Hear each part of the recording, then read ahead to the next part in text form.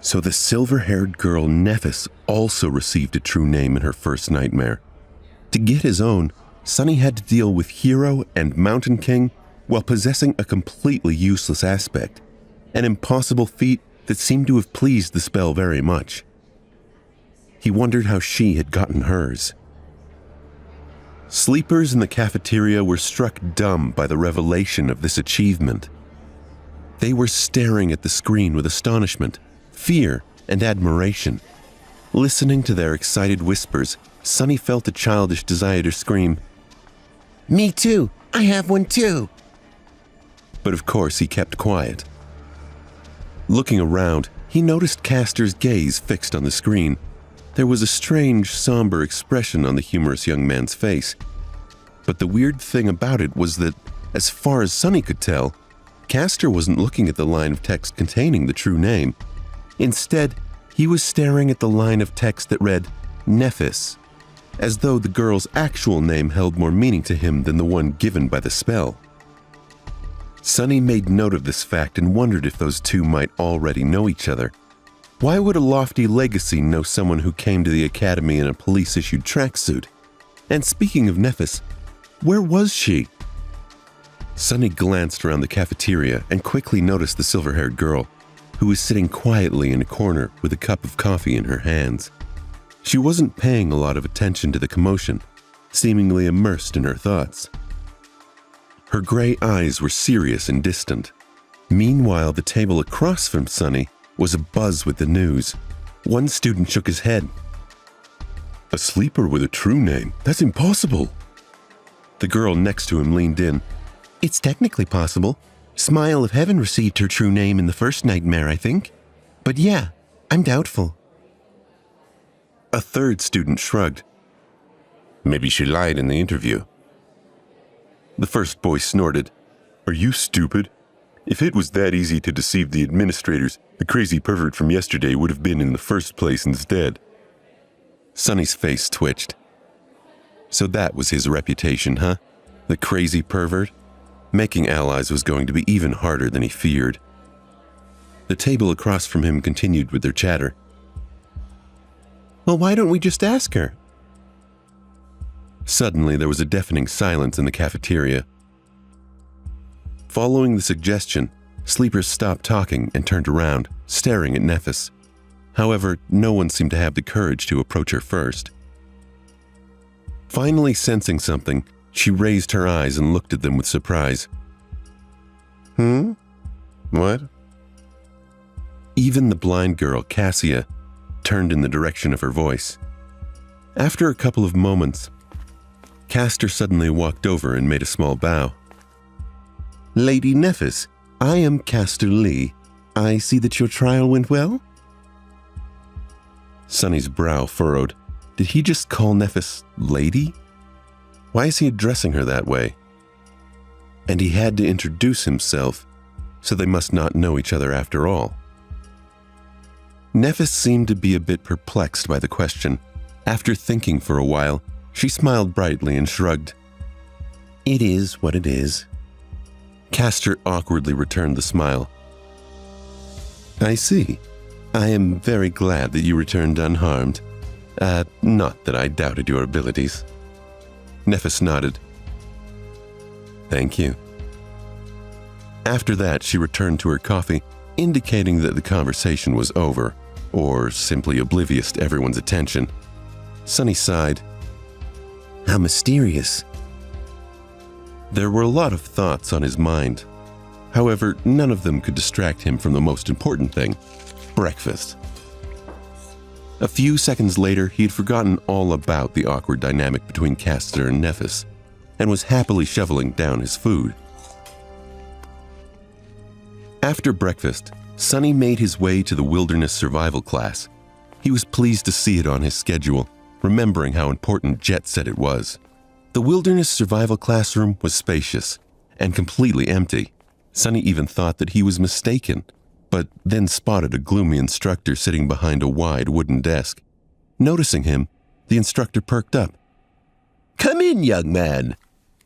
He was a lively old man with messy gray hair. Absent-minded eyes, and a pair of bushy eyebrows that seemed to jump around on their own. "I'm awakened Julius. You can call me Teacher Julius. Sit down, sit down. What's your name?" Sonny obediently sat down. "It's Sunless." Julius raised his eyebrows. "Ah, what an ominous name. But that is good, very good. After all, we have to deal with a lot of ominous things." Sonny carefully looked around. I'm sorry, teacher, did I come too early?" Julius tried to muster a smile. No, you're right on time." Sonny paused a moment. "Are other students late?" The instructor grunted with incredible contempt. "No one else is coming. Those brutes are only interested in swinging their fists and swords around. Very few are smart like you and know the true value of knowledge." Sonny was shocked that this class was that unpopular. He inwardly sighed, hoping that he wouldn't regret the decision to abandon combat training in favor of this course. Julius tried to clear up the foul mood that had overtaken the room. "Say, young man, why did you choose wilderness survival of all things?" There was no point in hiding the true reason. Not that Sonny would have been able to anyway. "The awakened that monitored me during the first nightmare, Master Jet, had advised me to study it above all things." Julius was delighted initially. "Very wise advice. That master truly knows what's important. Wait, did you say Jet?" "Oh." His eyes widened. "Soul Reaper Jet? That murderous savage? Who would have thought that a barbarian like her would know the value of intricate knowledge?" Sonny's curiosity was piqued. What was a Soul Reaper? Jet had seemed kind and welcoming to him, but her name carried a degree of infamy. "Teacher, do you know Master Jet?" Julius carefully looked behind his back before answering. "Who doesn't know the Soul Reaper? She might not be the most powerful awakened out there, but she is certainly one of the most feared. That's because her aspect abilities disregard flesh and target soul cores directly. Which means that no amount of armor, damage resistance, and physical protection can stop them." Julius leaned forward. "The only good thing is that she's young and not likely to become a saint anytime soon. Or even ever. Yes. Luckily, there's a very low probability that she'll ever advance." Sonny blinked. "Why?" Julius looked at him as though trying to comprehend how someone could be so ignorant. "Because of her problematic personality, of course. Who would want to help a psychopathic killer become a saint? You need a team of outstanding companions and a lot of support to attempt to conquer the third nightmare. Soul Reaper Jet isn't... Wait." Suddenly Julius frowned and leaned back. "Why am I gossiping with you? You're too young to know such things. More than that, it's not in my character to badmouth others behind their backs." Sonny thought sarcastically. Apparently not. But he already got a lot of juicy information out of Teacher Julius, so he didn't press the issue. Turns out there was more than one benefit to choosing wilderness survival. Julius cleared his throat. Let's get back to your curriculum. What other courses are you taking?" Sonny sighed. "None. For the next 4 weeks, I'll be fully concentrated on wilderness survival." Julius stared at him for a whole minute, an expression of utter astonishment written clearly on his face. Then slowly an excited gleam appeared in his eyes. Finally he grinned. "Wonderful, this is wonderful. You're such an astute young man. Don't you worry, in 4 whole weeks I will make you immortal." Sonny's lessons with Teacher Julius started pleasantly and without much tension, but just an hour later he felt like his head was ready to explode.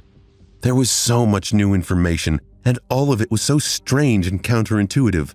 For someone who had never left the walled-off, sheltered confines of the city, From time to time, Julius gasped at Sonny's lack of knowledge and relevant experience. However, he had a good attitude and an endless enthusiasm for teaching. Whenever Sonny stumbled, he would patiently slow down and allow his student to catch up.